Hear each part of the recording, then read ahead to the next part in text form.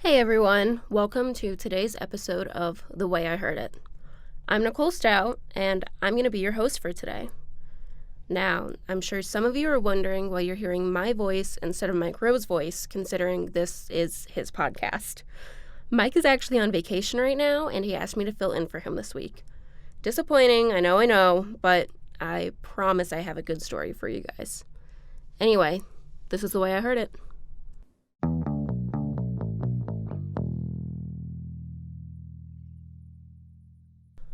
One day, in the late 1880s, in Paris, France, the body of a young woman was pulled from the Seine River. Who this young woman was, and how exactly she got in the river, no one knows for sure. There are some Parisian legends of who this young woman may have been, and what she might have been doing to end up drowned in the river. But they're no more than speculation. What we do know is that the body didn't show any signs of a struggle, and the young woman appeared to be around 16 years old. Because of the lack of struggle indicated on her body, most concluded that she took her own life. After the young woman's body was pulled out of the river, it was taken to the Paris mortuary and put on display. This was customary at the time, and families would go there if someone came up missing to see if their loved one was amongst the unidentified dead. Now, in addition to families looking for their loved one, visiting the Paris mortuary was also kind of a big deal. It was a popular activity of the time, and crowds of hundreds would attend to stop by and look at the displayed corpses. Some even say that it was the most visited window in all of Paris at the time. Despite these large crowds drawn by the mortuary, the young woman's body was never identified, and she remained what we would today call a Jane Doe.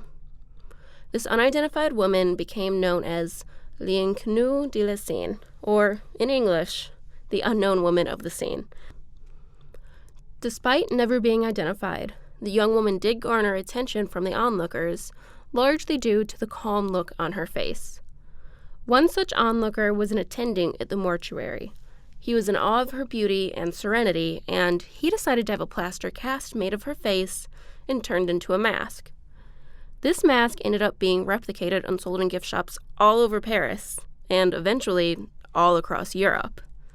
The mask became sort of a cultural icon, and was often likened to the Mona Lisa in popularity, and because both women had such calm, serene looks on their faces. This young woman's face was hung in the homes of countless painters, poets, musicians, novelists, bohemians, and everyday people. Asmund Lerdahl, a toy manufacturer from Norway, saw one such mask hanging on his mother-in-law's wall. Now, Asmund had a son that had almost drowned as a child himself, and would have died if it wasn't for his grandfather saving him. So, when a group of anesthesiologists approached Asmund, asking him to make a life-size doll to demonstrate a newly developed resuscitation technique, a procedure that we now know as CPR, he was more than willing to help. When designing the doll, Asmund ran into some difficulties, crafting a figure that would be both life-sized and functional to demonstrate the new technique on.